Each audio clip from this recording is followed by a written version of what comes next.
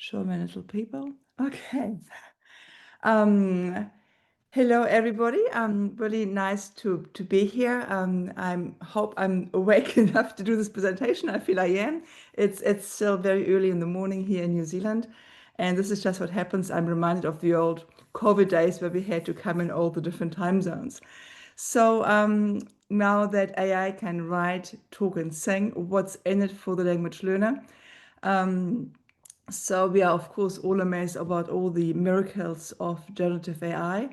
I'm going to structure my talk along those three dimensions. I'm going to talk about the abilities of AI to write, which of course was the one major event that made us all wonder what to do and how to do things, and then how it continued with the talking. And lately, my latest amazement is the ability of AI to sing and how that can do something for our language learners.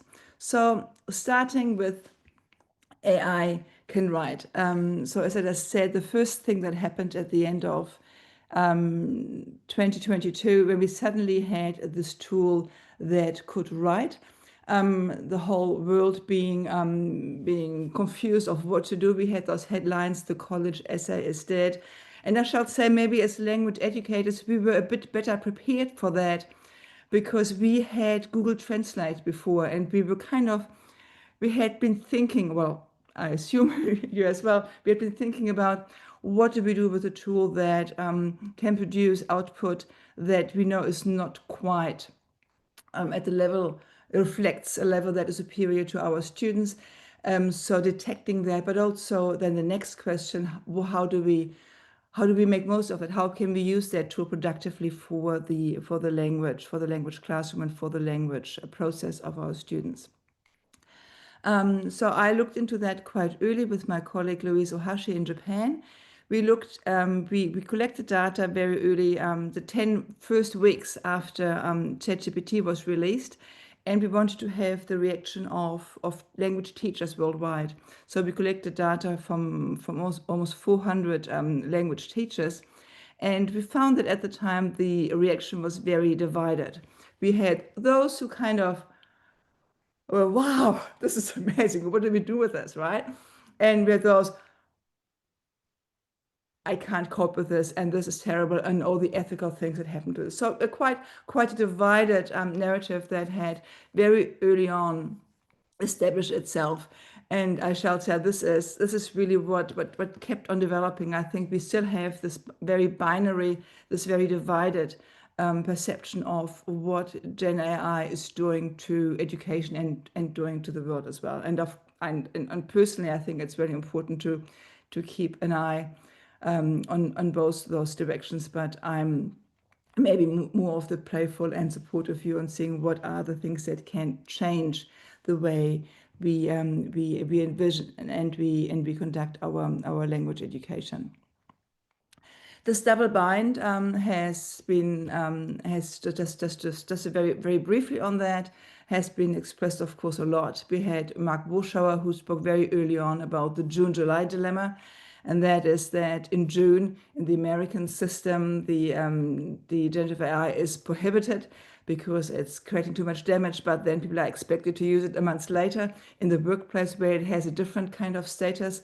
That we have the opposition, which I just mentioned with my table before, of transformative pedagogy, what it really changes, but on the other side, the critical views where we need more. Rather than empowering the learners, we also have to see how we protect them from the harm that the technology brings with it, etc. So we have all those kind of opposites that really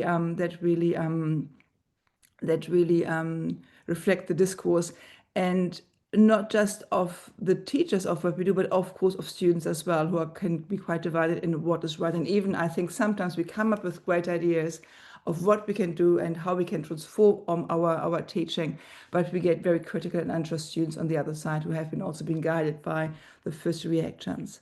So reaction, of course, was we have to detect it. We can't do it. A bit like we did our Google Translate. It can't happen. We can't use it. So how can we detect it? And that kind of brought rise to questions of what and I think mainly for English language education, English as a second language, what is language learning? What is the place of language learning, and what is it for? And of course, we will argue that it's important to be able to write an essay for our thinking process. But what about those? What about the international colleagues who are very sophisticated and skilled in their areas, but I just don't have the English language skills, and how can they be supported by those tools? And being able to become a member of the academic community, because you can be supported by writing tools, being seen as quite an advantage. But of course, then we have people reacting to that. So we have the language detection, the AI detection tools, and then we have the tools how to avoid those detection tools. So we had kind of another binary thing here happening, where people are reacting how to work around the detection tools. And what that really indicates to me is, well, those two merge, and I come to that in a second. So here we have again, I'm quoting Zen and Warschauer quite early on here. That was in 2023. If you can't join them, if you can't beat them, join them. And coming up with a system that developed the Papyrus AI, which was a system where you use Gen AI, but in a controlled environment. And that controlled environment allowing students to work with generative AI, but in a constructive way. So we have those 5 dimensions. We have the 5-part pedagogical framework, which kind of guides language learners through the new complexities of the learning process in writing, where students have to understand the system, have to know how to access all the different tools, have to learn how to prompt the tool properly, have then to work with the output, critically assess the output, and then integrate it in an ethical and transparent manner. This has been since updated.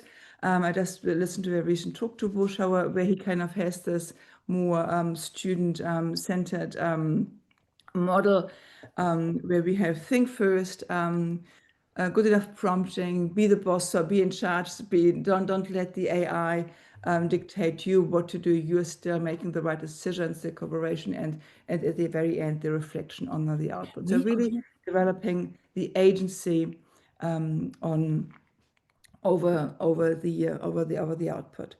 Now this is taking a level, things that being taken a level further, I think, that we have, for instance, we have this piece by James G. and Arthur Zhang, who talk about cyber-Sabian literacy. So here we are now in a situation where we have the text that is being generated by AI and the text that has been written by the human, and they're merging into something new. And this is, I believe, becomes really interesting. So we have the joy of writing that you might be familiar with G's work of informal learning and gaming in affinity spaces, where learning should be a joyful thing that can be supported. But in school environment, quite often it is not. It is students don't have the joy in writing, and he kind of develops this idea how we can bring that back through that support of Gen AI, and has a few models of that. I've taken that a bit further on my recent article on co-literacy, where I question what is literacy in a time where computers can write, where machines can write, and how do we need to change our thinking about what it actually means to write a text. So all that just to say that writing was really the first big thing that really made us rethink what we do in language education. And we have always had this very big focus on writing in language education, which to me, I mean, you can do so many other things in the classroom apart from writing, reading and writing, and having tests about reading and writing, which of course it is difficult to assess because you don't know who has written and wrote those texts.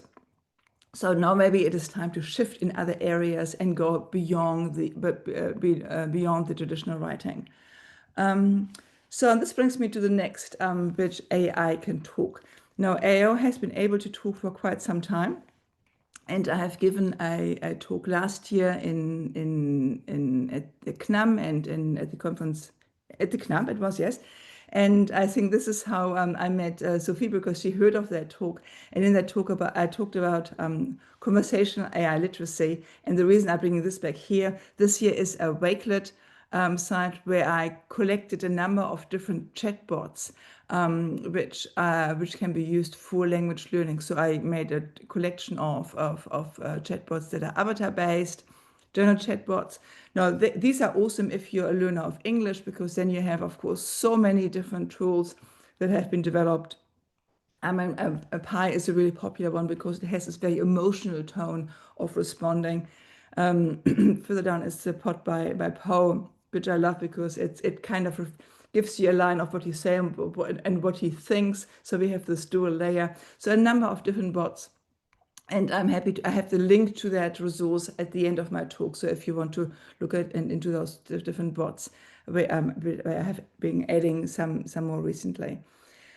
So being able to speak, of course, being able to speak in a safe environment where you're not being judged by native speakers or by your teacher or by your peers, creates a whole new condition for language learning, because speaking, after all, is the skill that that I mean, that's what I'm telling my students. You're in this class because you want to speak, and we have all those students who were in their language career in language class for 7 years and come out and feel, well, I can read, I can write, I can do all that, but I still can't speak. So this is to me really the point where I think we have an amazing tool that can prepare students to practice in a safe environment, and possibly even create a new relationship to that speaking entity that they're talking to. So I've been defined with my colleague. I lost the reference on here, but this is a entry for this encyclopedia that I co-wrote with my colleague Louise Ohashi.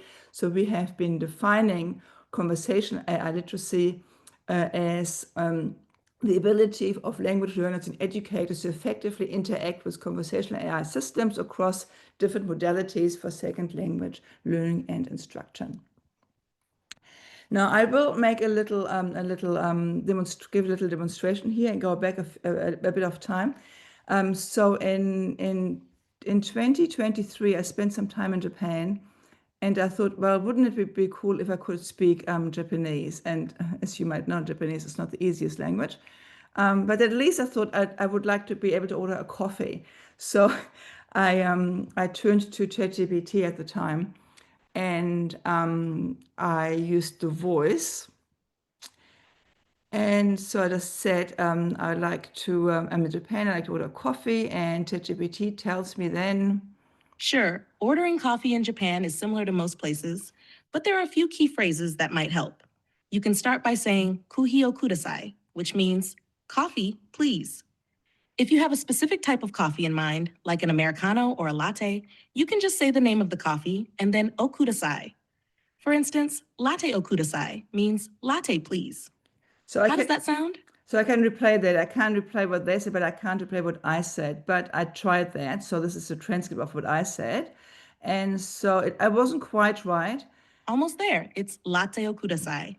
Try saying it as one smooth phrase, latte o kudasai. So I must Give have it said, another go. So I must have said it really well, because here you see the very nice transcript of how I said this and how I said it in Japanese. I've been told that the accent is really bad, the Japanese accent, how they say it, but hey, it was good enough for me.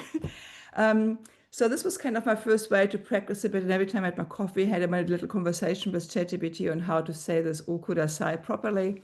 And then a year later, well, 6 months later, I was back in New Zealand. I continued my Spanish study, where I was a bit more advanced and could actually have a conversation with ChatGPT. So here I have, it's going for so long conversation. So I was in the car. I was trying to have a conversation with ChatGPT in Spanish. And so I could say, I would like to speak in Spanish. And it responds to me in Spanish. Perfecto. Hablemos en español entonces. ¿Sobre qué te gustaría conversar hoy? So it speaks quite fast. and the accent is still not that good, but it was good enough for me. So I just said, well, I'm still a bit in English here, so it speaks back in Spanish to me. It's in my car, I'm driving, what can I say? But it picks up with the topic. It asks me, Oh, espero que el tráfico I no esté muy hope the pesado. traffic is not too ¿A dónde te bad. diriges? Where are you going? And then it kind of, I had a clue. I could start saying something, oh, I'm going to my class, and then I didn't know. So I was my sabbatical. I took a weaving class, and I didn't know how to say it in Spanish. So it goes, weaving is tejido. So it explains it to me. And so you go to class, and I try to say it, but I say it wrong. So I said scissors instead of that. So it corrects me, and we continue our conversation. So I thought this is pretty cool. We can kind of have a conversation with that. So I practice a bit speaking to my ChatGPT in the car. So coming from me, so as a language learner, so I'm including myself on that because I think by learning things yourself, you discover those affordances pretty well. I did a short study with my PhD student around that same time, and we talked to 24 students, EAP students in New Zealand who came from all different parts of the world. And we were very surprised that those students all had ChatGPT, the paid version, coming to New Zealand. And they really used that tool. They used it for the academic writing, surely. But mainly what we found, they used it to survive coming to New Zealand and having to speak in English. So we looked at that through a framework of self-determination theory. So we had the aspect of autonomy that provided a safe space. So they went even for ordering food, asking for just like my coffee. That's the same thing. So they kind of found a safe space to order to prepare for a real life conversation. They felt that it boosted their fluency. It gave them confidence, its readiness for everyday interaction. And also being new in a country, but having somebody to talk to, which is a bit sad. But I mean, if you are new in a new country, sometimes it is a bit difficult as well finding people that that you can relate to. But on the other side, this was also seen as negative since it's so easy to talk to the machine. Maybe that some felt it as an impediment to make those real human connections. So that I thought was an interesting way that they really used it extensively without any prompting. Then very shortly after that, so it has been a while ago now, but I'm still amazed by the next milestone of ChatGPT when 4.0, so the Omni model appeared. And what the Omni model did, so I will give this just very short, I won't go to ChatGPT because for time reasons, but I actually asked ChatGPT, actually I will because it's just too good. So I just wanted to know, what does it do? What does this Omni do? So I just checked. So I'm talking, this is a transcript of what we talked about. And I think that is a great thing, that you can have this conversation and that you can reread the transcript to see what you actually said. Can you re-listen to it?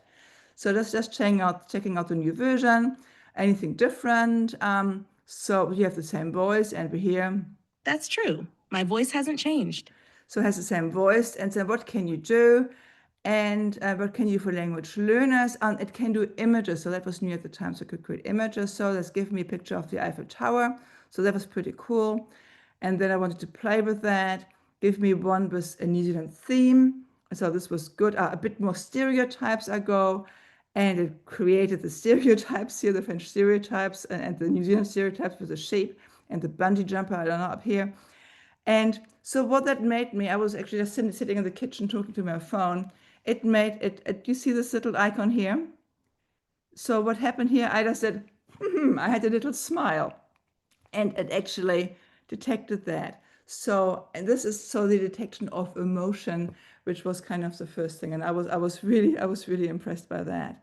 So the Omni stands for, so here, this integration. So what it can, so it's multimodal integration. So we have the audio, the image, the text, and partly the emotional aspect as well. It has this very rapid interaction with audio, so which makes conversation much more fluid than the previous version, and also the language capacity as well, covering over 50 languages. And according to ChatGPT, this is 97% of the global speakers. Of course, we always have a few that I missed out or that were covered because of the data collection, the data. The way it's being trained, but still a very, very impressive amount of multimodality and multilingual capacity. Now, the way it changes is that we had the old system where we had speaking was being transcribed from speak to text, going through the machine, and then being decoded from text to speech. Now, this was the model I just showed you in my previous versions, but now but in the Omni model, you have a direct channel between the audio, which is then being processed audio tokens and not as text tokens into the audio channel when it comes out. And you see the difference here if you go, going back on ChatGPT, the difference here, a difference between going here on dictate, where I just go, bonjour, guten Tag,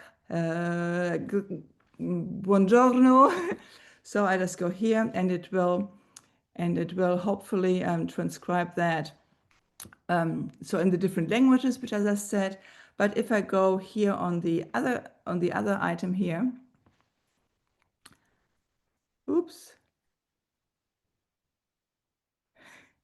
Okay, I was actually going to go onto this one here now. So now we go onto the on the voice to voice, where we have now it's listening to me. I can hear up here. I can change the voices. I've got a really great feeling about us teaming up. How can I jump in and help? Hey, it's great to meet you. How's your day going? Hi there. Nice to meet you. I'm excited to help you get things done. Let's get started. To Maple. Bonjour, hello, buongiorno, buenos dias. Ciao. Buongiorno. ¿Qué tal? How can I help you today? It's pretty good at getting back to me, but it's not as good. Well, actually, it wasn't that bad here. Actually, I don't want to I'm getting out of it now again. It's pretty good at transcribing and at coming back to me in the multi-languages. The transcription here is not always that good. So this example didn't show that. But I will show you that maybe in another screenshot. So it's really processing from the audio to the audio, which makes it much more flexible. Now we have those different voices, and according to ChatGPT, they have different characters, and they will also function differently according to what maybe the needs of a language learner is. So some will be more encouraging, some will have a calmer voice, some are more enthusiastic, have a more slow delivery, etc., etc. So you can choose between the different voices, which might give you different abilities to interact with that voice according to your language needs. There was at one stage Monday, and Monday was a funny one. Monday was a voice that really doesn't want to talk to you.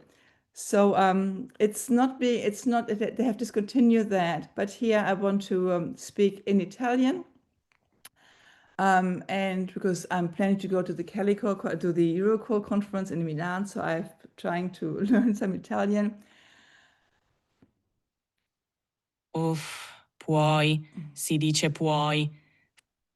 Okay. So it really doesn't want to talk to me, but it does. So it kind of gives me that kind of feedback. On the Zoom link that's there. Right. Oh my God. But at least Can we mute Gloria? Who's yeah. So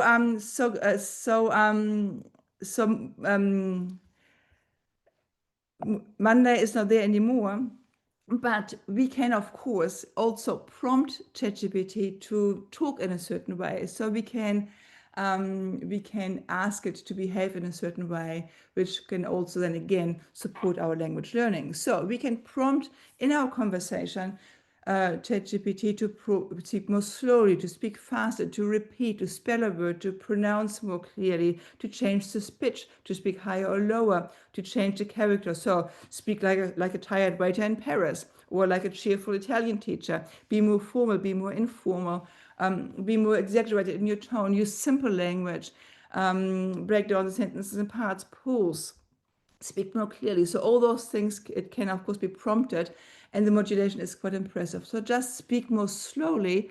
Well, the old system would actually tell you exactly that. I speak more slowly, but speak just as fast. And the voice to voice actually has the ability to speak, to slow down speech. The other thing it's not that good at, but it actually can sing. So I asked it if it could sing, which brings me then to my next topic. So we have here, so I asked it in French here if it could sing a song for me, and it's going to sing a song, À vous dirai-je maman. D'accord, c'est parti. À vous dirai-je maman, ce qui cause mon tourment. Papa veut que je raisonne comme une grande personne.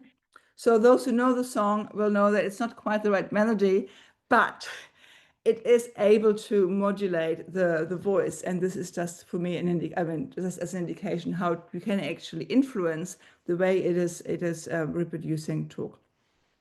Now, interesting, how do language students use it? So I have the example here of Noah and Leo, who are two students from this year.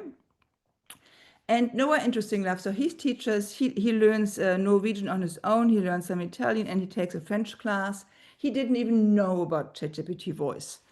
And he tried it out and felt, hey, this is going way too fast, and this just doesn't fit. It doesn't fit. So quite in contrast to those EAP students from 2 years or from a year and a half ago, he is just not prepared to go because he has so many other ways he feels to prepare for speech. Quite different to Leo, who is a teacher, who's a student of French and German, who uses ChatGPT every week to practice his French at the moment. And she said, I really like it when it throws another question at me. I don't even have to ask. So it's how I showed you with the Spanish, how it's really prompting you, giving you a clue. And this I thought was quite sweet, the way he kind of prepares for an oral test in French. So he starts 2 days before he has the test in French. He has a general conversation, so just about hobbies, things he enjoys. So the way I do it about my Spanish weaving. And then the day before, he focuses a bit more on the test topic, right? So he will ask some questions, repetitions, and the 2 hours before the test, he goes back to ChatGPT and he will ask those more exam topic questions about the topic that he knows he's going to talk about.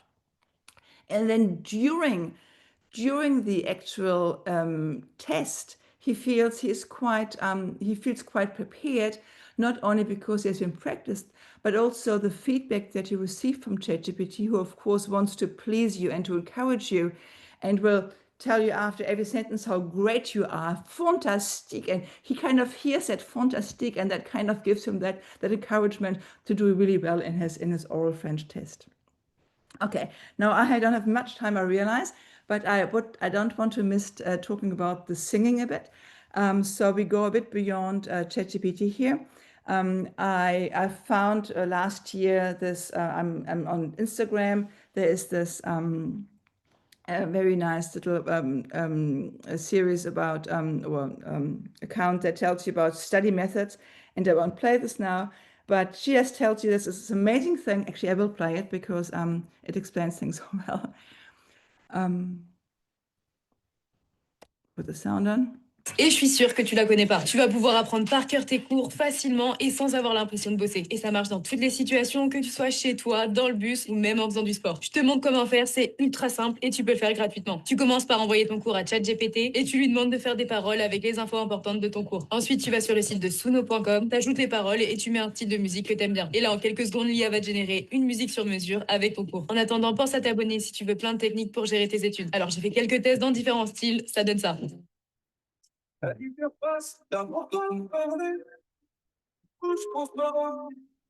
Okay, so you get the idea. You have this amazing tool where you can enter text This text will make you a song, and then you can choose the genre, what you want, and it gives you something to listen to. So I thought, first I sent this to my daughter because she's a student. I thought she might like that. And I thought, hold on, maybe it sings in other languages as well. And maybe we can use that to study our vocabulary. How great would that be? Songs, I mean, we know how great songs are for language learning. So I used it with on a project I'm conducting currently with Tammy. Tammy is a New Zealand woman who wants to go with her family to France, but doesn't speak French, well, is just learning French. And in this study, I'm kind of trying to project herself in the future when she's in France. So I've done that with a number of tools. And so I'll be with Gen AI tools, but also complemented with visualizations where I kind of get her to imagine herself as a fluent speaker in France in the future. So we created this song. So first we did some French songs, which were a bit hard for her. So I tried out if we can do bilingual songs. And here we have the song, which I just want to play you a short extract, where she is imagining herself being in France with her twins, and they're playing at the park. And since it was, I wanted her to understand the song, not just to listen French, but she doesn't understand. I added a bit of English, and you see how well that actually works. So between the English and the French. So let's play the first for you.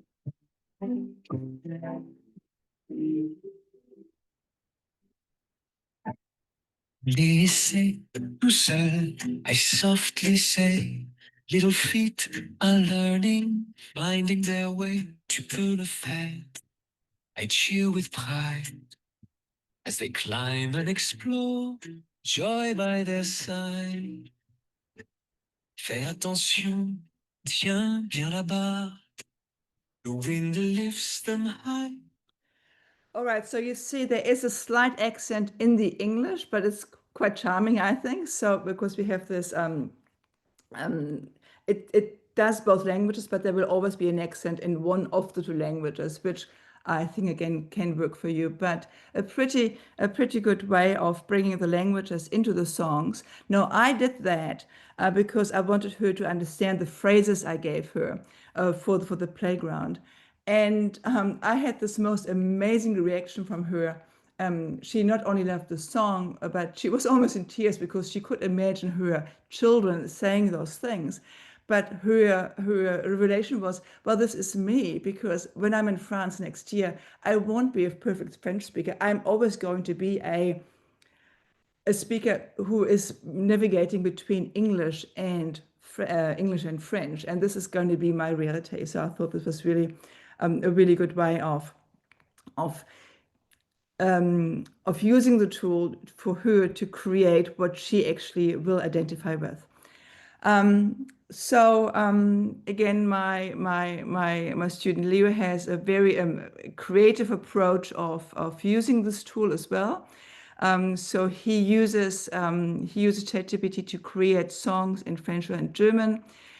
He prompts it so it actually has it's prompted like a French or German song that he likes. He adds his personal vocabulary to it. He adds the emotional tone and structure. Then he uploads the lyrics to Soonish. He selects the song with quite sophisticated prompts as well. And then he creates an image, a cover, which he believes is also copied or is kind of inspired by the original. He downloads the song and then he adds it to his normal music collections on Spotify or whatever it is, and plays the song as part of a daily routine. So it's completely integrated. He's creating his song and it's created in his everyday life. So I thought, well, what an amazing tool. So I am currently connected this kind of, and this is my last little point here. So I know I'll be going a bit over time, but I hope you find this interesting. So I'm creating this song list for my beginner French students with very simple words. So we're having the vocab list on Quizlet. And then I'm using those words to create very, very simple songs with different tunes, different voices, male voices, female voices, both voices. So rap is really good to have more spoken language, was more easy to understand.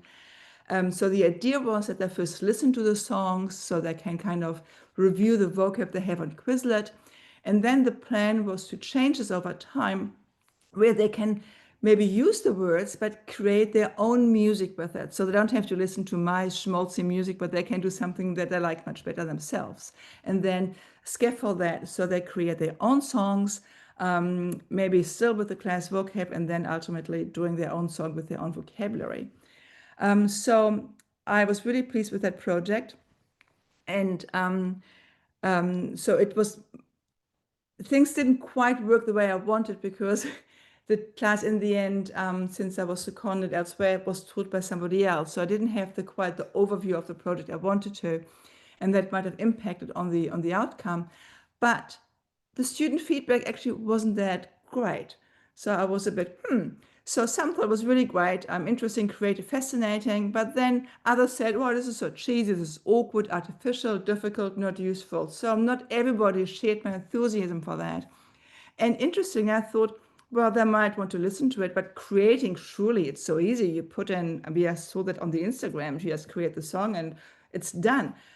But they actually weren't that interested in that. Too complex, too much work. You have to make the lyrics, you have to upload it, then you have to get the right music. And is this how you learn languages? And the voice, it's just computer generated. It's not the real thing. I prefer to listen to French real music. And then this is AI. What about my data? This whole thing is just not quite right. So those challenges, which are very real challenges, and in the end, I'm really pleased they came up, because they show us the complexity. It's not just this amazing thing which can do all those things, but we have some issues that we really need to look into as well. So I'm finishing it. What's in it for the language learner? We have this idea that it changes everything, and I think it does. But mainly it offers us powerful affordances, the possibilities for action, expressions, and for identity exploration, as we have shown, I think, with Tammy and with Leo. And when seized, those affordances can help learners find a voice maybe they didn't know they have, give them a safe space to practice without fear, and invite them to write, speak, and sing themselves into another language. But it's not just a technological thing. Also, I just jumped one line ahead, being under time pressure. So I think it changes learners, what they're changing to be, how they see themselves as learners, and changing learners into how they can imagine what they can become as a speaker in that foreign language. So my question to you, well, you might well have questions to me, but I have questions to you. So where do you see potential for you students to imagine them different selves through the tools we have explored? So the modes of writing, talking, and singing. What does feel more powerful in your context, and what areas do you feel are most challenging? So my questions to you.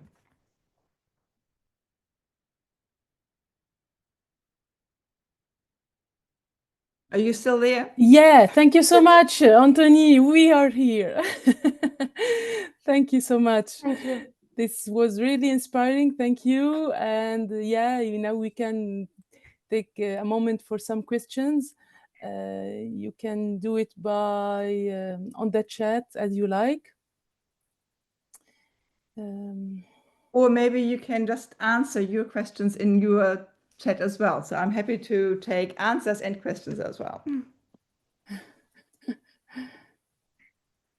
Right. Okay. So, hi. Félicitations. Hi. Maybe it's easier with the microphone, right? Faster as well. Thank you so much. It was super interesting.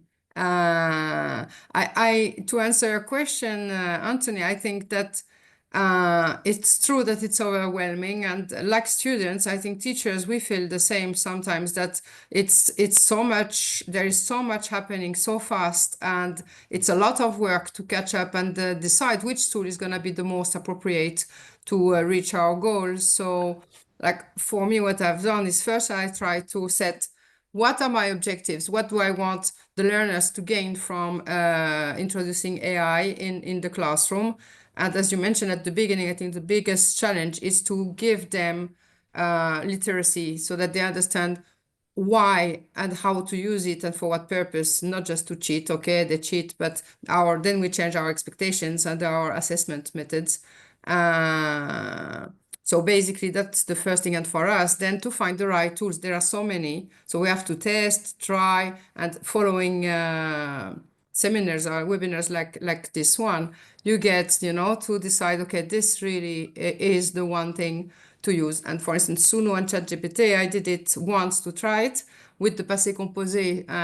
It was fun, but it was a lot of work until you master the tool.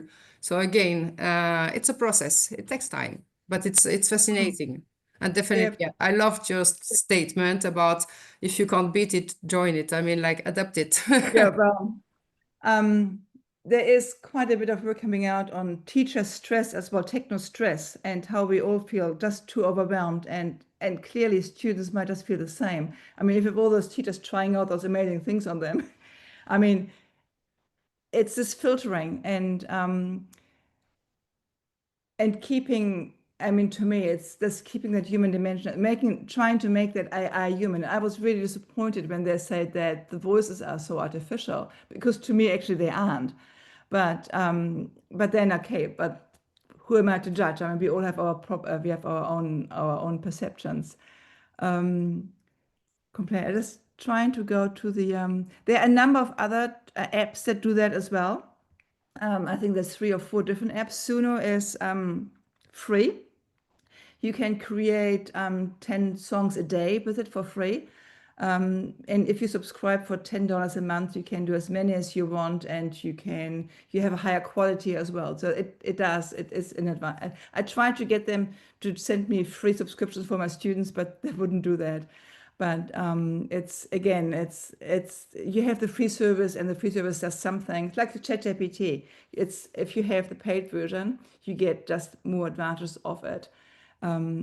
And the quality of the being able to chat with ChatGPT on the paid version are of course superior to the ones where you don't. But you always have the taster at least for those free versions. I'm not quite sure if I do see the questions here, so I'm just talking. Has anybody of you used the singing? Because because that's the thing with those seminars, you never know. Maybe you talk about stuff that everybody's already doing, I mean, I'm in New Zealand. I'm really No, it's really original. I didn't try it. No, yeah. So I mean, I think it's what I like about it is that students can do their own. We always use songs in our classes, right? And I'm not a terrible singer, so I just can't sing. I would love to, and I make fun of myself. What you can do, which is amazing, you can hum your own song into Suno, and then it uses that melody to do your song. So it kind of enhances your own. It's a bit like the writing, right? You write something, a little paragraph, and puff, you put it in, and you get something nice out of it. Well, Suni does the same thing for singing. So yeah, so my lifelong, problem not being able to sing suddenly has been solved. Okay, Miriam. Yeah, I'm also fascinated by the connection of singing and language learning. And I used it, I had a German teacher, Uwe Kind, who said he did the audio single method. And Okay. he taught us grammar stuff, especially things like which takes the accusative case, things that Yeah, those things. Yeah. But I've been trying to learn Mandarin, and singing does not help me at all, because the putting words to music masks their tones when you speak them. And so I was wondering, is there an app that could take the words from the song and then tell you how they would sound if you speak them, or vice versa? I'm curious about that. I actually tried sooner to speak as well. So if you put rap in, it has more of a speaking tone. And when you prompt it for the style, I put in dialogue, or I put in conversation, and every time it's a bit like ChatGPT. You put in a prompt and you can get 10 different answers. So you put in a prompt for a song and you get 2 versions of the song, which are quite different with the same prompt. So you can do it over and over and you get different things.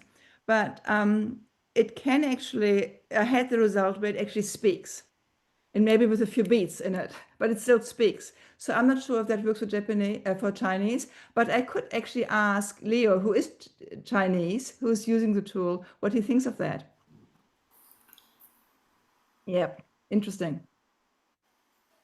But surely, I mean, Chinese people sing as well, and they have the tone. So No, but the I'm thing sure. is, I've learned several Chinese songs, and I Yeah. discovered that learning the vocabulary in the songs Yeah. still doesn't tell me how to pronounce them if I want to use them Yeah. in speech, Interesting. or how to I will recognize them follow up on that. That's very interesting. Yep. because of the issue of phonemic tone, Yeah, and yeah. and that the meaning changes with the tone. Yeah, absolutely. Yeah. But there might be a way of enhancing it as well. I will follow up on that. Okay, thank you. Thank you. There is another question from Aminata. Yes, I'm here. I was just commenting, making some comments about the singing thing. Yeah. So it's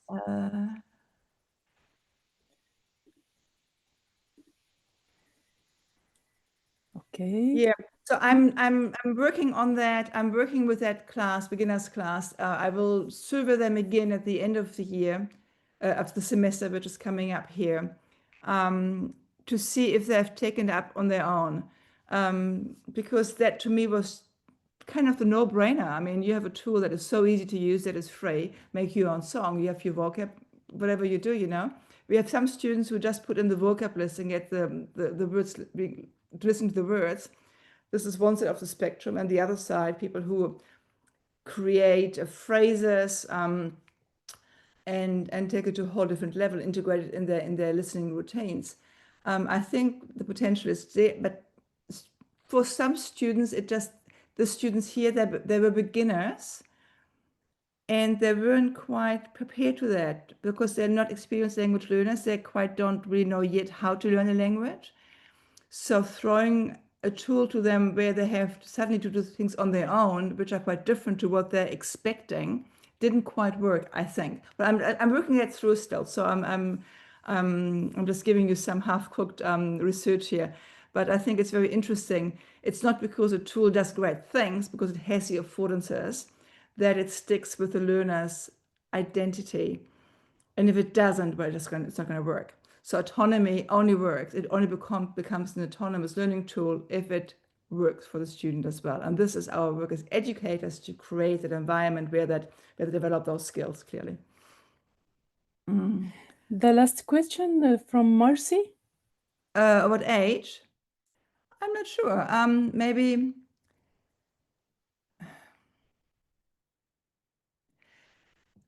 To be honest, I think I lose a bit the touch with the very young students. I mean, just looking at you, I mean, having my children going through school and then going through university, I always felt I was a bit in touch with through my children, of how students would react as well. And then being a language learner myself. But I kind of feel the generation now, the post-COVID Gen AI generation, ticks a bit differently. And there's another level of complexity there that I'm not quite understanding yet. So maybe students from 5 years ago I had maybe would have preferred the music more than older people. But the current one, I'm not sure.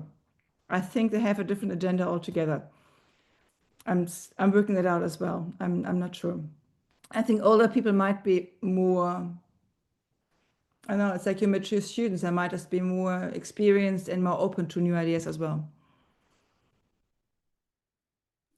Okay. Thank you so much, Antonie, for this inspiring presentation and for your connection at 6 o'clock in New Zealand. It's really kind. Thank you so much. I hope that you stay with us, because we welcome now Magdalena, Pando. from the University of Southern Methodist University, and she will present her talk titled Two Dual Language Teachers as Prompt Engineers. Hello, Magda. Hi, thank you for having me. Let me Thank you so just, much. before I begin, I have enabled French subtitles in PowerPoint. They may or may not be accurate, and after listening to Antonie's presentation, maybe I should be using some of the AI voice apps for translation. So I'll go ahead and begin. The title of my talk is Dual Language Teachers as Prompt Engineers.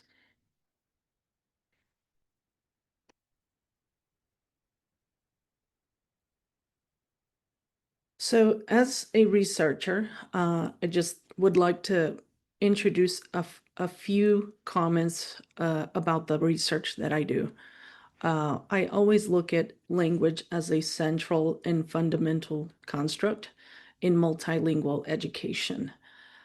And since the AI advancements, since the launch of ChatGPT, I want to know, as a researcher, how these impact bilingual education, and speaking about bilingual education specifically in a U.S. educational context.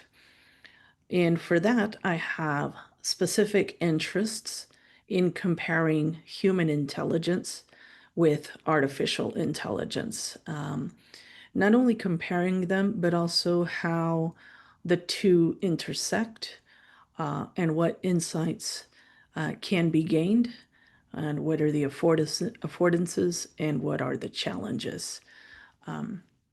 So I will be presenting today about a study that myself and some colleagues conducted recently, where we examined dual language teachers' perceptions of ChatGPT 3.5. We use this version because this is the free version. I primarily teach in-service teachers or practicing teachers, meaning these are students who are already certified to teach in the US and specifically within the state of Texas. And they are dual language teachers. And in this area, most teachers are going to be English, Spanish, dual language teachers. And so the students in my classroom are already practicing teachers, and they are pursuing to further their education to get a master's degree.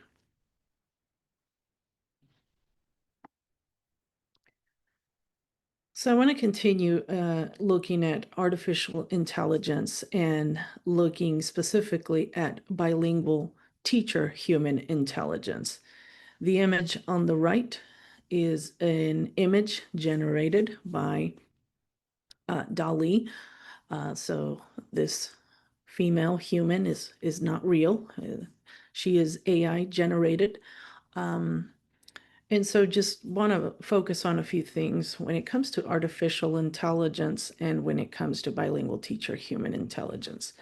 When it comes to AI, things we need to be mindful or knowledgeable of is how the recent developments in AI work through machine learning. So how in machine learning we use the models that we use, like the ones presented by Antonie, including ChatGPT and many more. These are trained through machine learning concepts. And in this training, there are large data sets that are used to train computer programs to recognize patterns based on machine learning algorithms.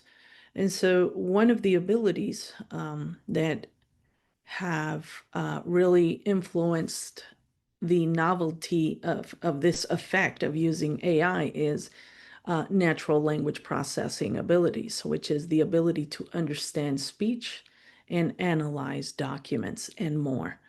So just a little bit of foregrounding there for the inexperienced AI user.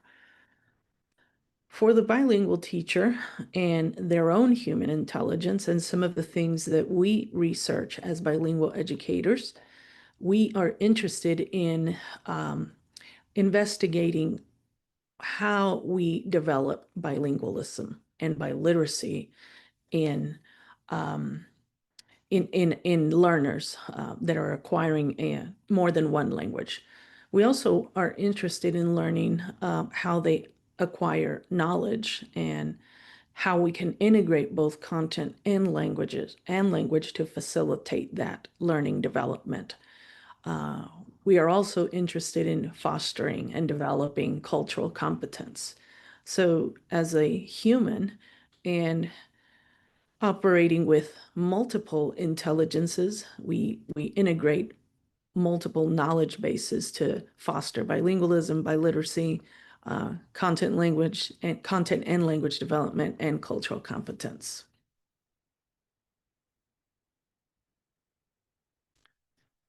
So what are large language models? I hope I'm not repeating myself too much on what Antonie has already stated, but just to situate, some of the background to this study, just want to define some concepts.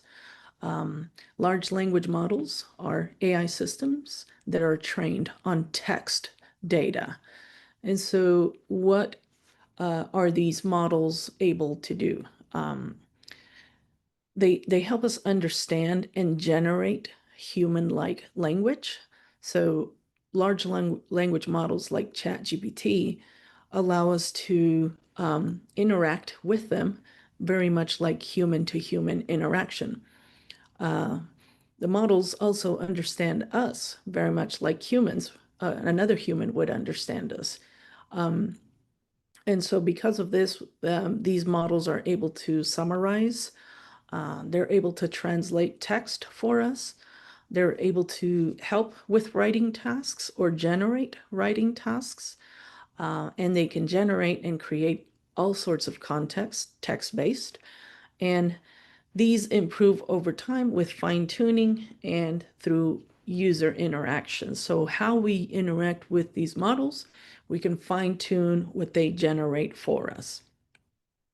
And the image on the right here is just showing how the abilities that large language models have to generate text, to classify, to answer questions that for knowledge attainment and development or examining for translation purposes and more.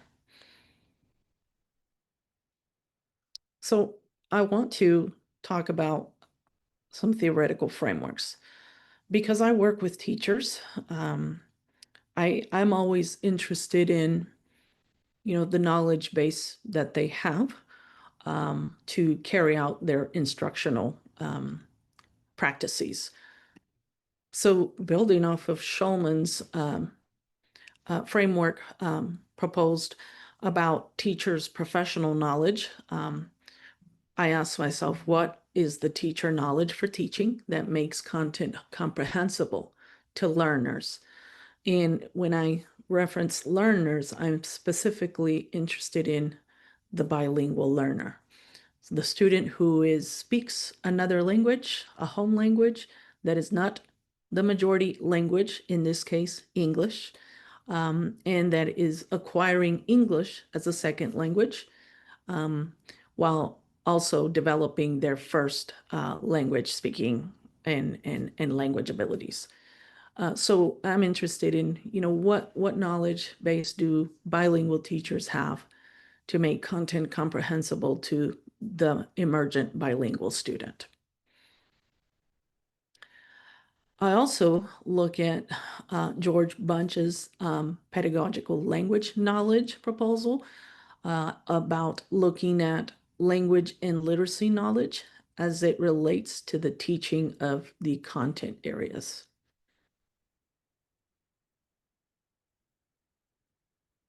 I also look at Kohler and Mishra's TPAC knowledge base, which is the knowledge of technology, pedagogy, and content. So how these three may be integrated to instruct, to plan, and to instruct. And more recently, looking at TPAC from Mishra and authors' perspective, with AI, or generative AI in this case, as a new type of technology that is different from older forms of technology. And so they are the ones that highlight Gen AI's properties that make this technology different than older forms of technology. And that is that AI can generate content and that it is very social, so resembling human interaction.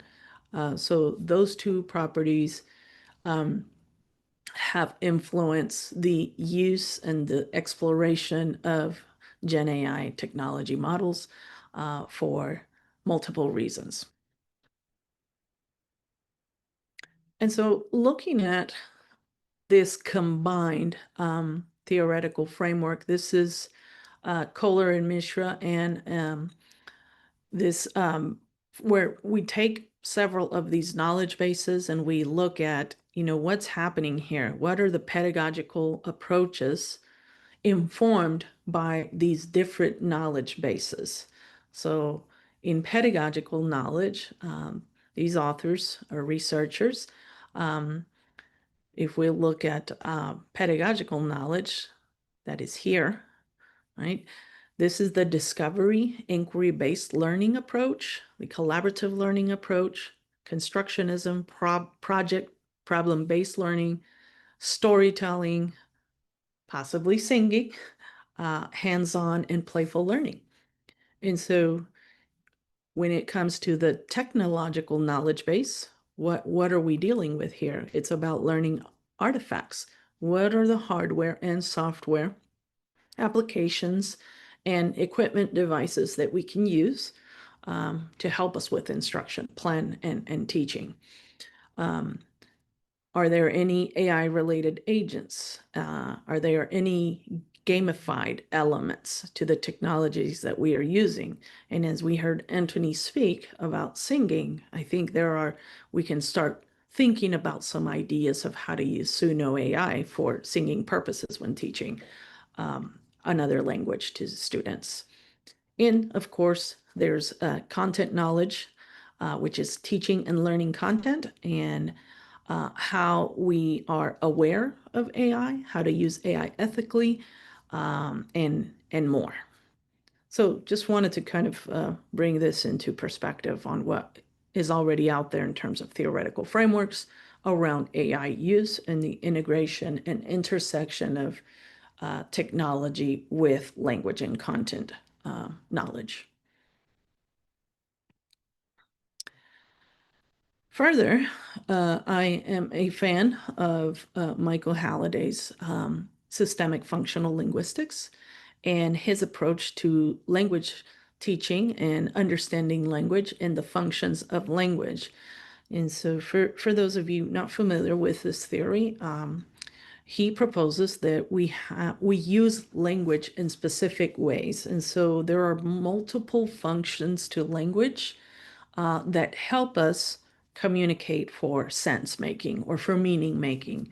And so the first function is expressing ideas. So if we experience something, let's say outdoors, and we want to communicate that experience, then we formulate language into expressing ideas of that experience that we've had.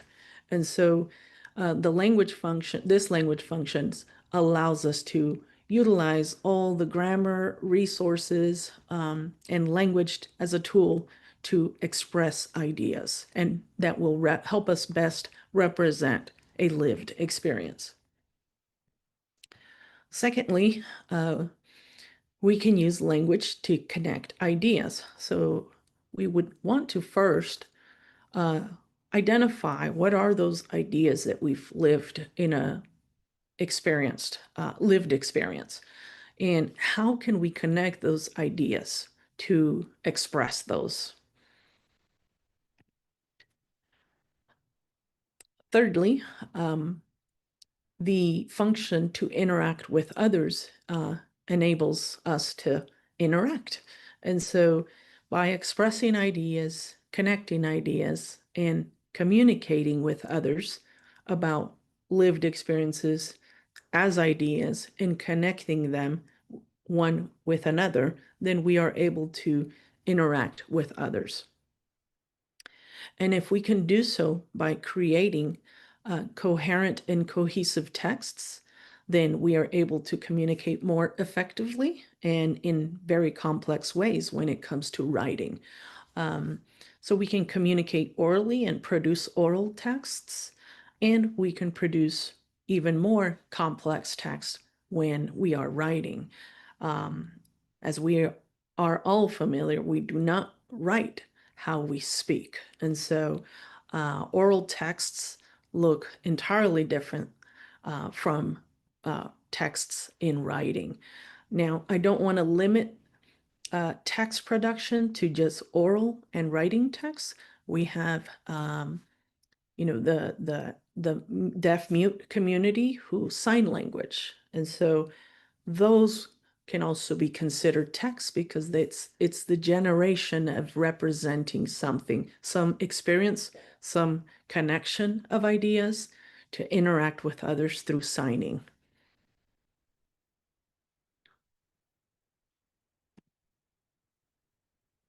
So now that I've presented some of the theoretical frameworks that I integrate into my research, I would like to share why I use these frameworks.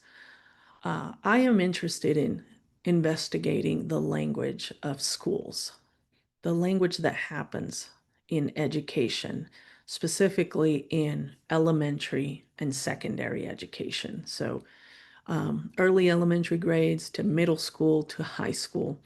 And so what are the things that I look at? I look at what are the features of academic language? What is academic language to begin with?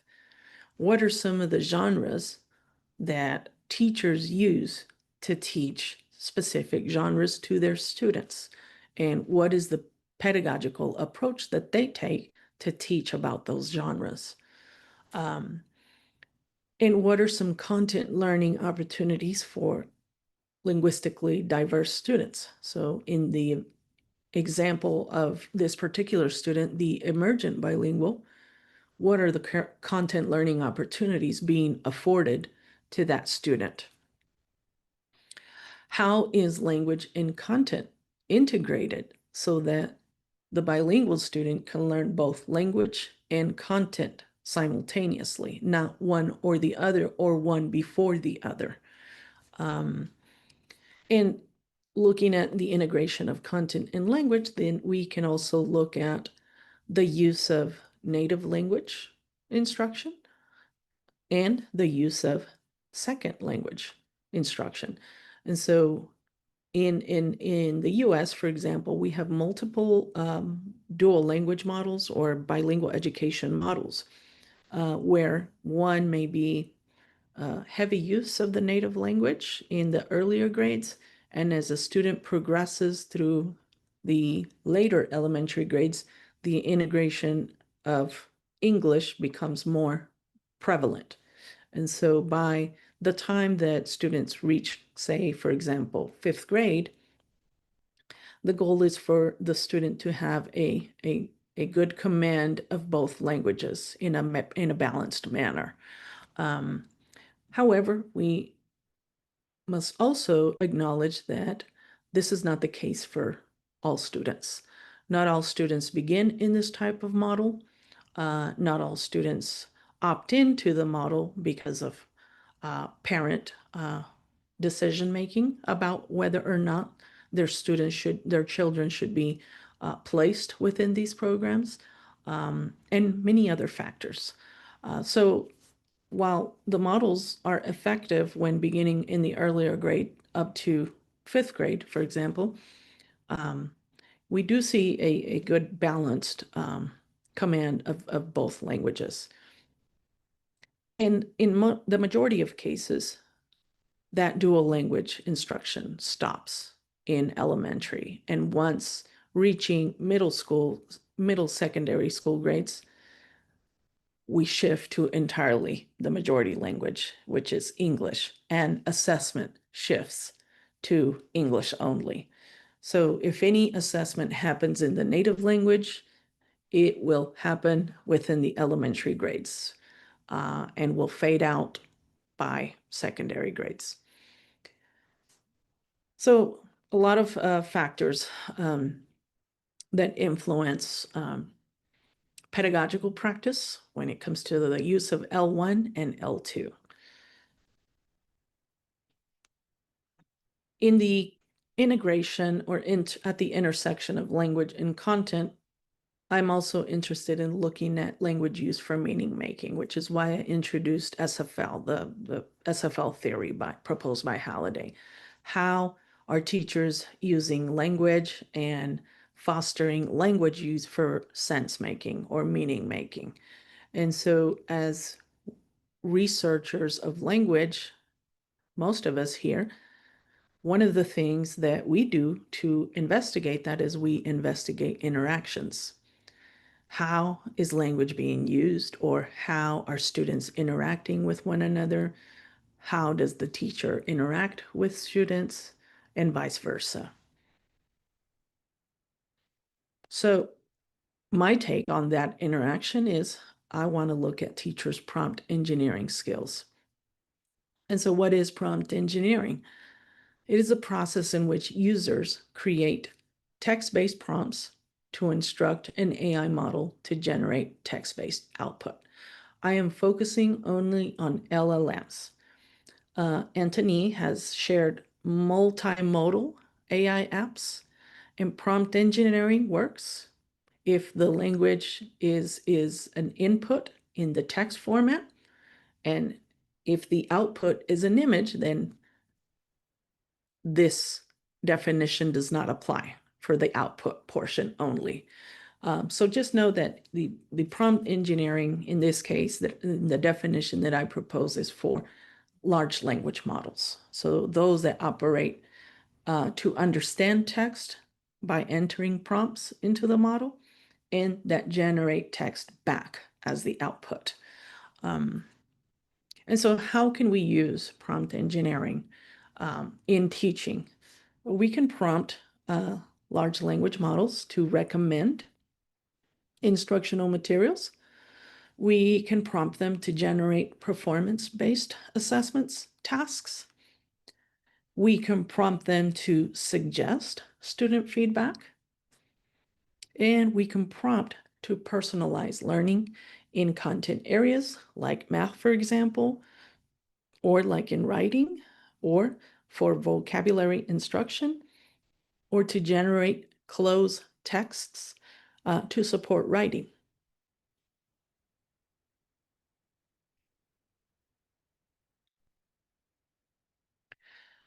However, we must examine the output that is generated by these models because many of them reveal biases and inaccuracies when generating the output. And this is largely due to the language in which they were trained. And so many of these models have been trained in the English language. And while, yes, they can translate, they are trained to classify, to answer knowledge about questions, to sort, to generate specific tasks in English. And then you can ask it to translate. And so we will see, how the training of these models when done in a majority language might really identify the limitations of these models. And I'll share with you momentarily as I present some of the data with you. The output generated by these models should be evaluated by regardless of who the user is, but especially by teachers if integrating this into their planning and instruction. So I and another colleague, we developed a rubric. Now, keep in mind that this is a publication from 2024. There are multiple refinements that we would do to this rubric to strengthen the use of it as a tool to evaluate output generated by large language models. It's a checklist rubric that offers one approach to evaluate output generated by models like ChatGPT. So what is the gap in the literature in this line of research that I'm looking to explore further? I want to understand the bilingual human intelligence through their prompt engineering skills. I do believe that by looking at how they prompt, we can learn something about their pedagogy, about their knowledge base to teach language learners through their iterative prompting into these models. And so I also want to explore that human intelligence specifically from the bilingual teacher or the dual language teacher against artificial intelligence and how the two intersect as well.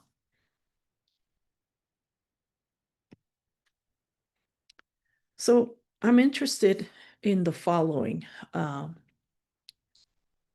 intersection here. I want to explore this further. And so the study that I will share with you is the start of looking at this more closely. And so I propose that we look at language, content, and technology, and specifically Gen AI technology, to explore teachers' pedagogical language knowledge at the intersection of these two, to explore the multimodality possibilities by integrating content and technology, and by looking at language use specifically within the disciplines. So at the intersection, looking at disciplinary linguistics knowledge. So what does the language in math look like? And if you are a language teacher teaching math to emergent bilinguals, what is the disciplinary linguistics knowledge one recommends we should have to teach it with access, by creating opportunity for learners to learn both language and content? And so why am I interested in these three at the intersection of language, content, and Gen AI? Because I believe that at the heart of this and the intersection of all of these knowledge bases for teachers, then they can teach for meaning making. And students will also use language for meaning making. And we know that meaning making varies by context. So if we're teaching mathematics, we know that there are different meaning making resources. If we are teaching science, there are different science meaning making resources.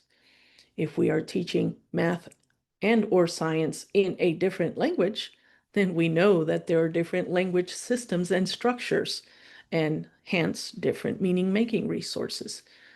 But at the end of the day, what is central is that opportunity to communicate meaning. And what are the knowledge bases and the strategies and scaffolds that we must place at the center so that students are able to make meaning. I believe that Gen AI gives us an opportunity to explore this further, but we must practice caution. As we know, AI can generate culturally biased, racially biased content, inaccurate content. So we must be very cautious in proposing this.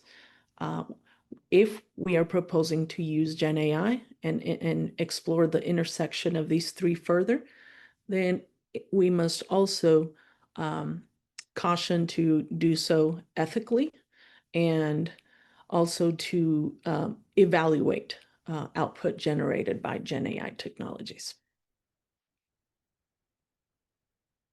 So the purpose of one study that I propose to share with you today is a group of me and colleagues, we focused on investigating dual language teachers' experiences using LLMs. And so these are our research questions. What are bilingual teachers' perceptions about using ChatGPT 3.5 in dual language teaching?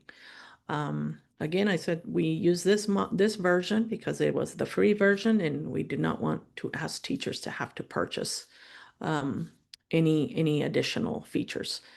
Also, we are interested in exploring the ways in which bilingual teachers use ChatGPT to plan dual language instruction. So our methodology was a qualitative case study where we recruited 2 dual language teachers, pseudonyms of Maria and Gloria. Maria was a first grade language arts teacher, and Gloria was a 3rd grade social studies teacher. Both dual language teachers with over 9 years of teaching experience in dual language settings, meaning they teach in both languages, in this case, English and Spanish. The data sources that we collected were prompt logs.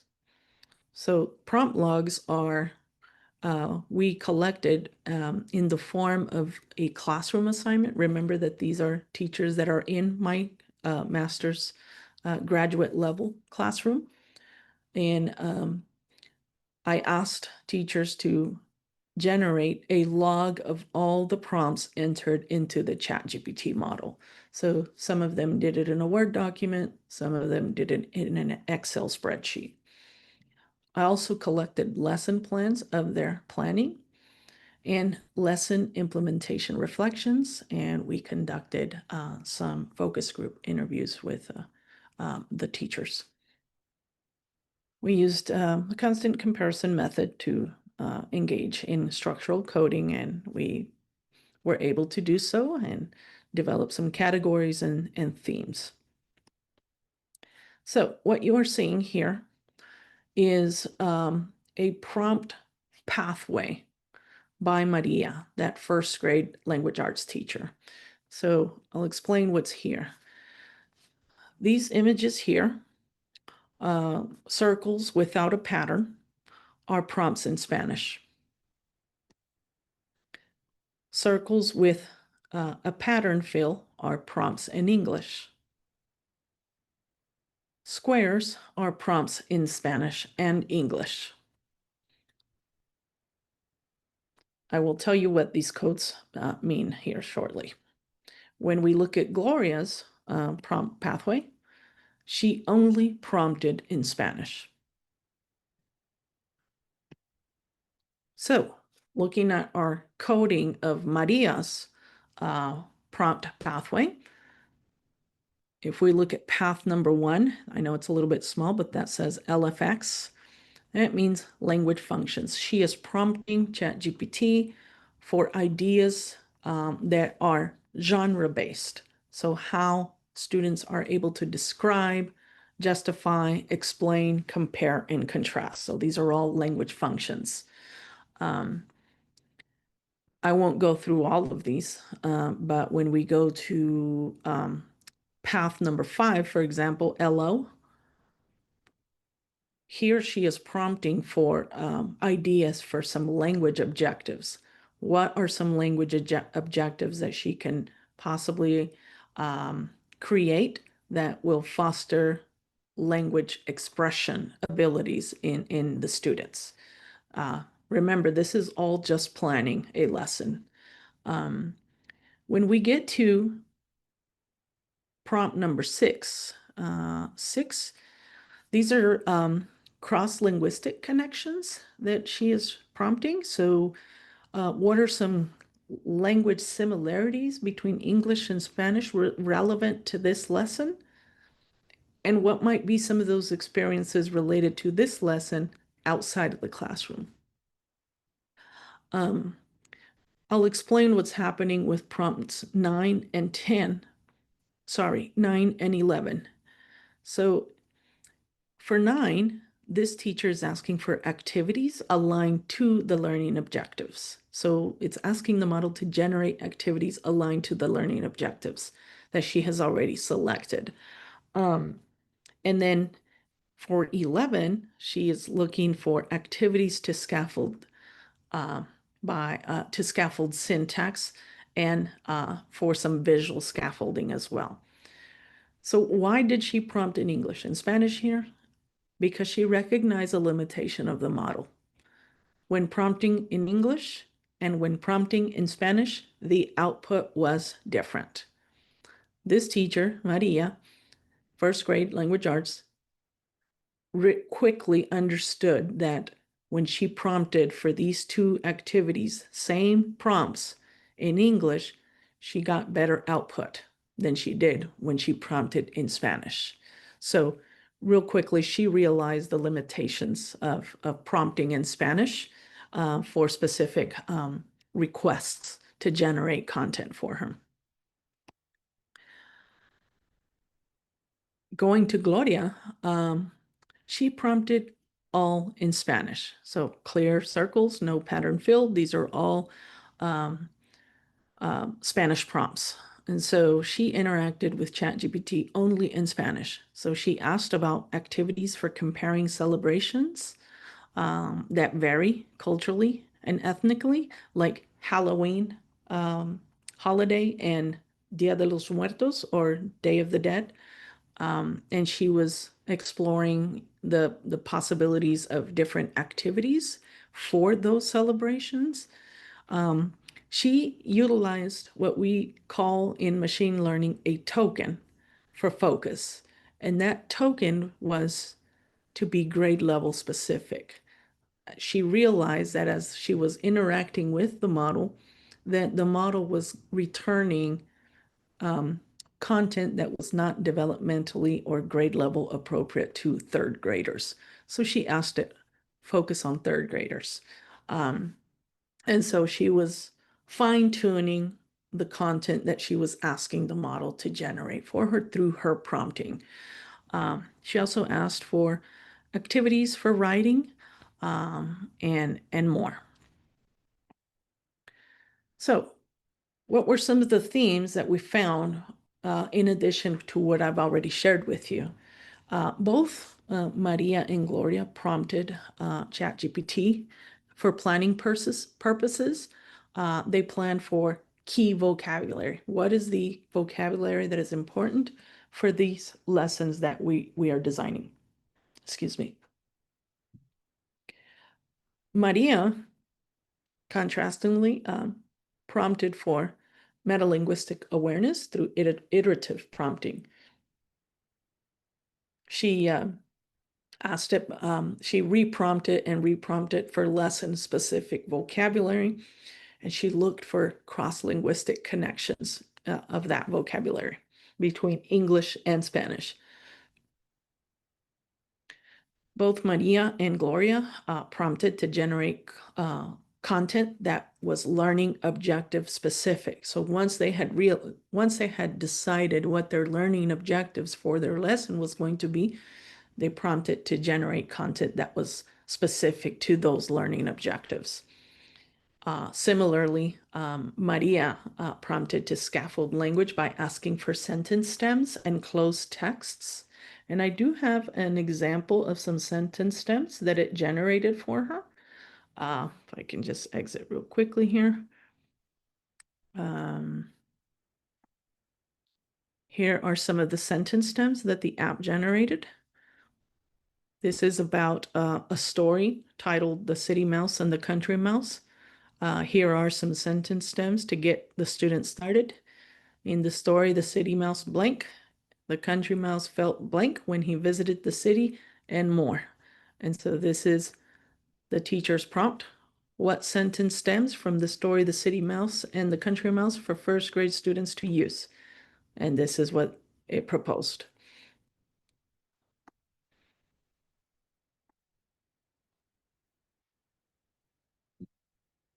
As I mentioned earlier, Maria prompted in both English and Spanish, while Gloria prompted only in Spanish, and also prompted for cultural celebrations. A second theme is we wanted to see how teachers were evaluating the content generated by ChatGPT. And so through some of their reflections in writing about their experience using ChatGPT, they shared the following. Maria stated, I understood that you must be very specific when inputting a question or a statement. I asked for better learning objectives, but their outputs never convinced me, so I kept the ones I created and complemented them with some suggestions. So clearly this teacher was evaluating the output generated and was not fully convinced that they were adequately relevant and appropriate for her students, which were first graders. She also examined the quality of that the quality of the output really depended on the quality of the input. In other words, the prompts. I was constantly inputting in Spanish. However, one day I asked the same question or similar in English, and it suggested better activities. I kept inputting in Spanish because my lesson was in Spanish, but I knew I had to input in English when I needed better output. So she understood the limitations and knew when to code switch to English to get better ideas from the model.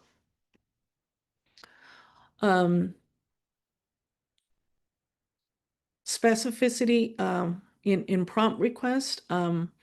The thing that stood out from Gloria, which is the third grade teacher, is that she kept prompting in Spanish at all times, but she directed ChatGPT to suggest activities to compare cultural celebrations that were grade level appropriate. So the thing that stood out in Gloria's prompt engineering pathway is that she was always asking for grade level specificity based on her evaluation of the output that she was getting in return that might have not been grade level appropriate, but unless otherwise she asked the model to generate grade level appropriate content.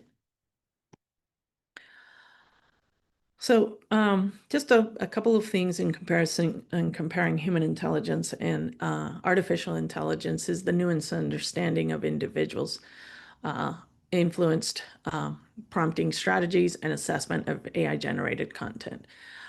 Here's Maria saying, I think that it's something you know as a human and as a teacher, someone who is there every day with your students. You know your students, you know their needs, you know the expectations, you know what they like and what not, and that is something this application does not have. So really identifying, that emotional, intelligent limitation from the model, and really leveraging her own human intelligence that she knows her students, she knows what they need, and she is there for their students, and the model cannot do that for her students. There were also some affordances and constraints identified. For example, some of the affordances is that the teachers loved the automation capabilities of AI, that it could generate ideas for activities, for scaffolded instruction, resources, examples, vocabulary lists, sentence stems, as we saw earlier in the example that I shared, closed text and cross-linguistic connections, and output of that was culturally relevant to students' backgrounds. However, these were not to go unexamined, and they required close evaluation to check for accuracy, appropriateness, and biases. So in discussing this, we learned a few things through that teachers, bilingual teachers, value as their own human intelligence when it comes to exploring around the use of AI for pedagogical purposes. And that is that humans have knowledge of their students and their needs, and that this is required to evaluate AI for appropriateness in instructional planning. And also that LLMs do not have this type of human intelligence. Also that human intelligence directs the LLM to generate useful and context-appropriate suggestions. So it is the human intelligence and the navigation and use of multiple knowledge bases that the teacher directs an LLM to generate what she or he is going to find resourceful and valuable for instructional purposes. Also that AI generates inaccurate content, and this content must be inspected and evaluated for accuracy. And I'll share an example of how one of the teachers identified inaccuracies in the generation of content. Here's an example, and this is Maria's prompt in Spanish. She is asking for some adjectives that are cognates, that are related to the story that she's using. And so the output it generated was, it defined what a cognate is. It's a word that looks very similar, almost identical at times, and that they have the same etymology and meaning. So it generated these items for her. Activo, active.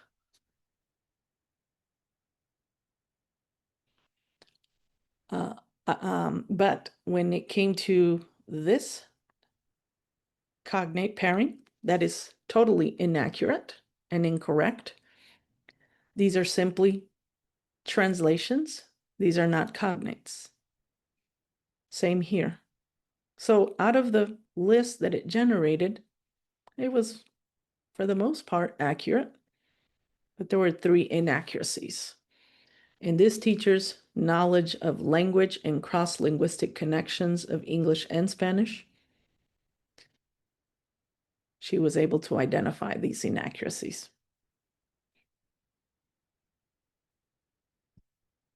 So returning again to affordances, automation is a huge one.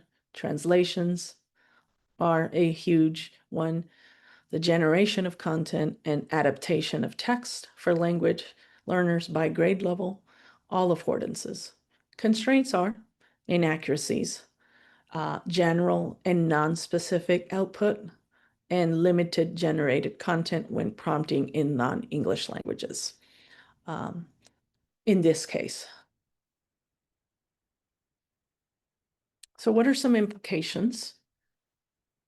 I hope to explore further how teachers integrate the knowledge resources that they have and build on as teachers of bilingual students, and how they integrate Gen AI into that professional knowledge base. I hope to continue measuring prompt engineering skills at larger scale and possibly conduct a discourse analysis to understand how they are reasoning pedagogically. I hope to measure Gen AI enhanced instructional planning and impact on teacher outcomes and student outcomes. While teachers used Gen AI to develop lesson plans and implement them. We were not able to go into the classroom to observe the implementation portion. This was only teacher reported to us through a lesson implementation reflection.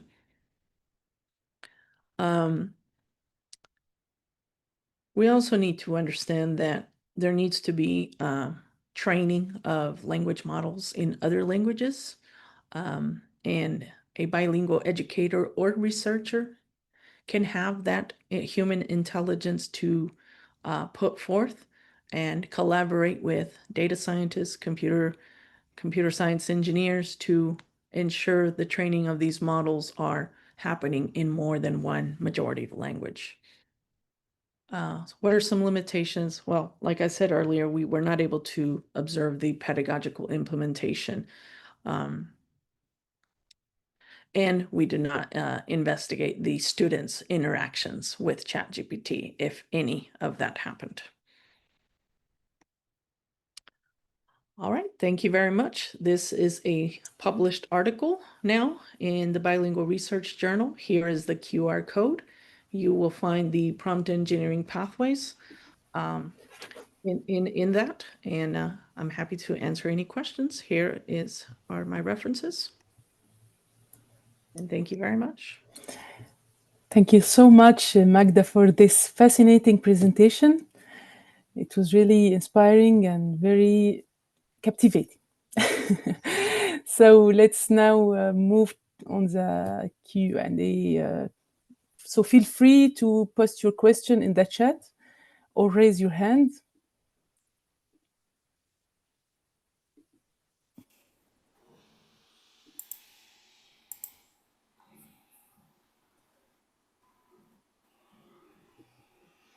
Yeah, Miriam?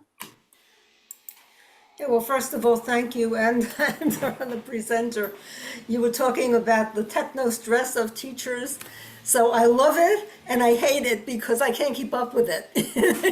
I feel like as I'm learning it, I'm becoming obsolete. And this has just proved it yet again. You know, I've heard people say anecdotally that the whole AI world overly favors English. And but I was real as a bilingual person and a bilingual teacher, and I used to be an early childhood teacher working with non-native speakers, and now I teach the teachers. I teach a course in bilingual education. It's very frustrating, right? To know that the same prompt sent in another language, even though the app could translate the prompt with no problem, right? Would give less useful, less rich, you know, less extensive data. And why do you think that is? Is it because the corpora in that language are not as large and it doesn't look at other languages? Is there some other reason for it? Yeah, so I think that would be a study in itself, right? And possibly a collaboration with machine learning researchers that train these models. Going back to you know my presentation, let me just share that real quick into a specific slide on there. If we look at this image here, let me just enlarge it so we are clear. You know, when the corpora used to train an LLM, it is generating text in that language and pulling from that data set, from that, let's say in this case, English language data set. And it's learning to classify, and it's trained to classify and to translate.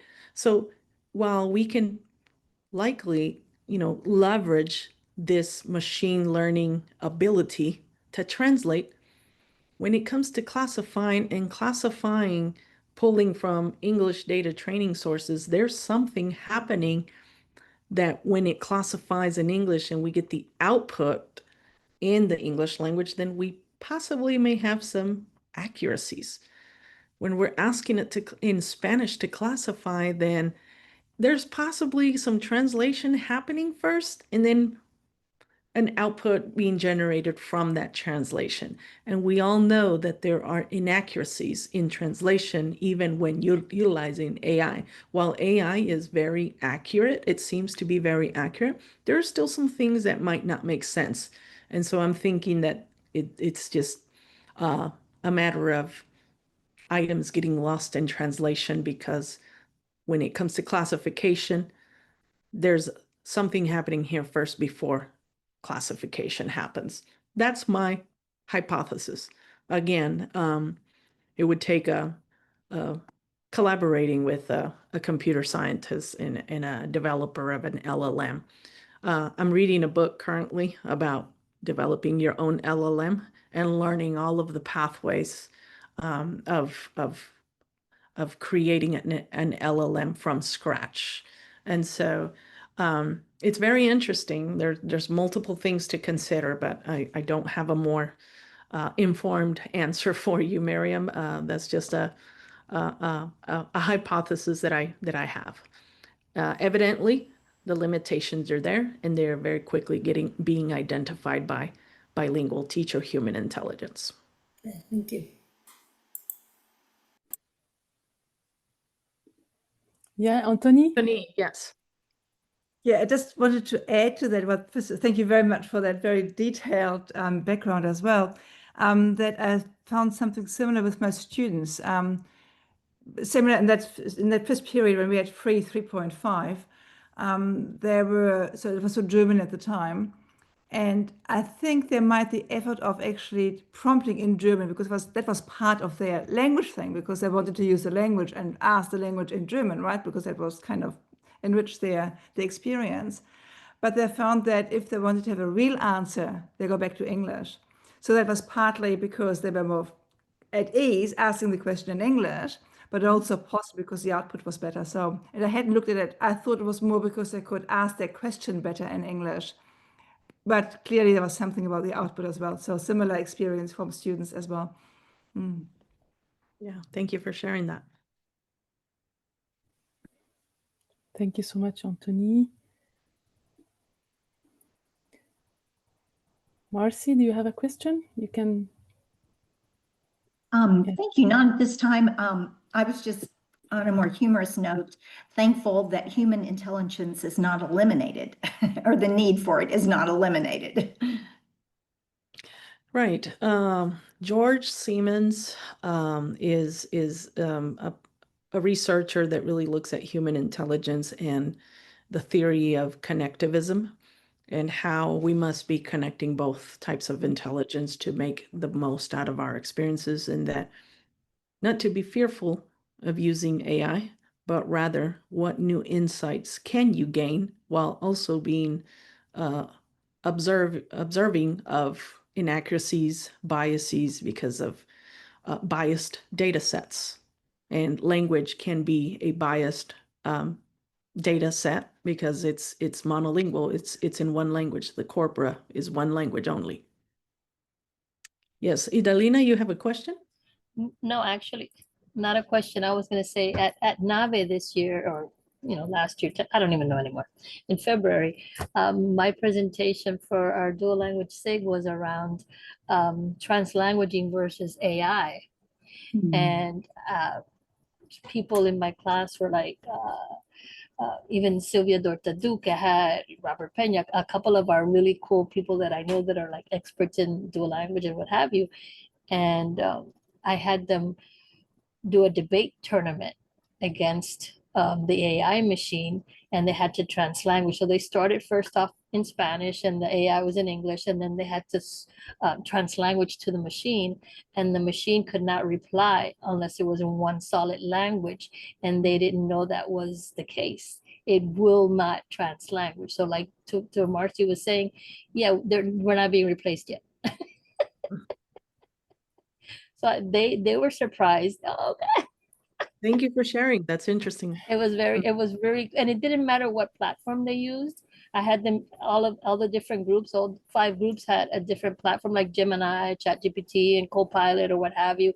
And each one used a different one. No, the only one that got close was ChatGPT. and it still had errors. Mhm. Just saying. Yeah, I just to your point, I like probably everyone on this webinar, we're all pretty polylingual, and when I write, if I'm writing something social, I code switch a lot, or I translanguage a lot, whatever you want to call that. I draw on all my language resources, depending on who's on the other end. The other people on the other end often are also polyglots, and I get corrected in the craziest way. So for example, if I want to say the whole family, sometimes I'll just put in, if someone understands, the ganze mishpacha, the whole family. And it changes ganze, which means the whole. I guess it's like similar in German to gangster. Wow. So my daughter-in-law's father said, "Is there something about your family I don't know?" But it does a lot of, I almost think we could do a comedy show on these translations, because some of them are hysterical. Yeah, that is a little hysterical. Thank you for sharing. I do have something that I want to share, although I'm not sure I want to live stream it. So if you're interested, you want me to stop the live? Yes. Okay. Yes. Okay. If you're ready to conclude. Yeah, of course. Thank you both for this rich presentations. We are now finishing our session. A big thank to our two amazing speakers and to all of you who joined us on Zoom and on YouTube. Stay tuned for more webinars. Thanks you again, and take care. Thank Bye. you very much. Thank you. And I love this idea of having a SIG come together like this and present to the others. I think we need to do more of them, Marcy. Yes. So